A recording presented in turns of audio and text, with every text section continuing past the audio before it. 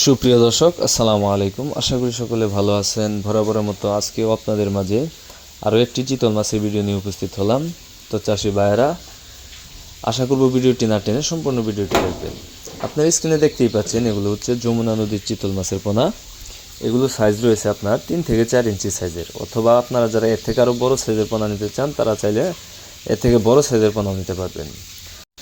আমরা এই মাছগুলো সমগ্র বাংলাদেশে অক্সিজেনের মাধ্যমে হোম ডেলিভারি দিয়ে থাকি, অথবা আপনারা যারা নিজে এসে নিতে চান তারা চাইলে সরাসরি আমাদের হ্যাচারি থেকে এসেও এই চিতল মাছের পোনা সহ আরও বিভিন্ন প্রকার মাছের পোনা আপনারা সংগ্রহ করতে পারবেন। তো চাষি ভাইয়েরা, বর্তমান সময়ে মাছ চাষ শুধু জনপ্রিয় নয়, মাছ চাষ হচ্ছে একটি লাভজনক পেশা বা লাভজনক ব্যবসা।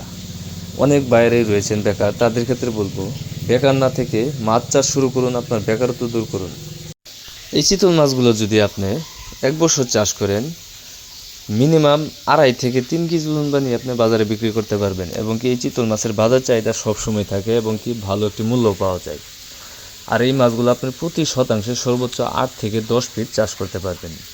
অনেক চাষি বাইরে জিজ্ঞাসা করে যে এই মাছগুলো কি মিশ্র চাষ করা যায় কি না।